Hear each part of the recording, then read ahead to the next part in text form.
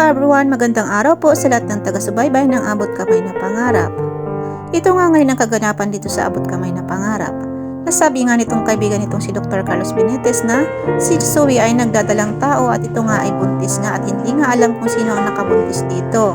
At nagulat nga itong si Dr. Carlos Benitez at sa kanyang reaksyon nga ay nagulat nga din itong kanyang kaibigan dahil daw bakit daw ganun na lamang ang reaksyon nitong si Dr. Carlos Benitez, si Zoe lang naman daw yung nabuntis na yon. At hindi nga masabi itong si Dr. Carlos Benitez dito sa kanyang kaibigan na anak niya nga itong si Zoe at nag-aalala siya para sa kalagayan nito. At hindi nga din makapaniwala itong kanyang kaibigan sa kanyang naging reaksyon. Samantala itong si Dr. RG Tanyag nga ay pinipilit nga itong si Zoe na magtapat na nga kung sino nga ba talaga ang nakabuntis dito at kung sino ba ang ama nitong kanyang dinadalang anak. At sabi pa nga nitong si Zoe na wag na lamang daw muna siyang pilitin na sabihin dahil ay hindi pa daw panahon para sabihin niya sa kanila ang kanyang ang nakabuntis sa kanya. At sabi pa nitong si Dr. RG Tanyag na baka daw sinasaktan itong si Zoe kaya kailangan niya itong malaman, sabi nitong si Dr. RG Tanyag dito kay Zoe. Ngunit itong si Zoe ay matigas nga. Samantala narinig ang pag-uusap na yun itong alalay nitong si Madam Dubwa at sinabi niya nga dito sa kanyang alalay na wag daw itong mag-alala dahil nga ay meron daw silang inihandang twist para sa kanila.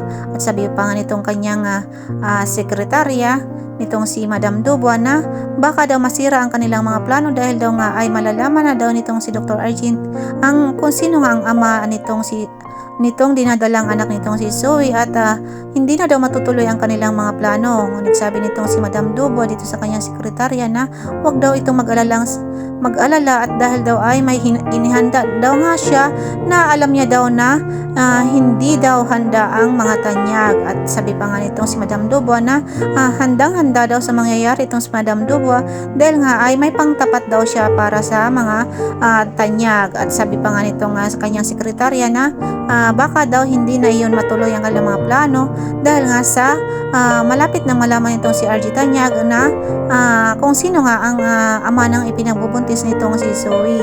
Samantala nga itong si Dr.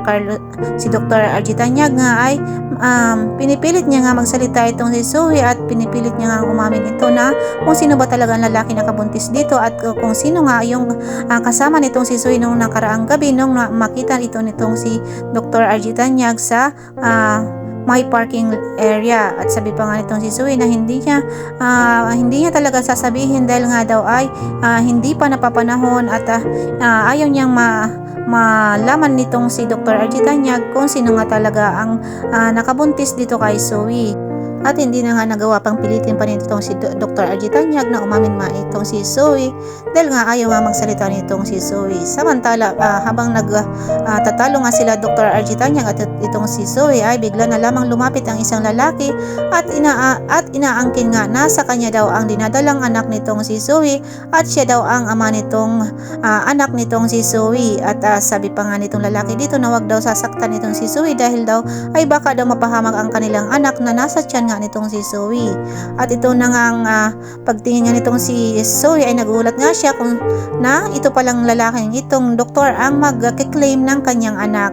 At ito nga talaga yung pinadala nitong si binayaran nitong si Madam Dubwa para nga magpanggap na ama nga nitong dinadalang anak nitong si Zoe. So ito guys ang pakakabangan natin dito sa Abot Kamay na Pangarap.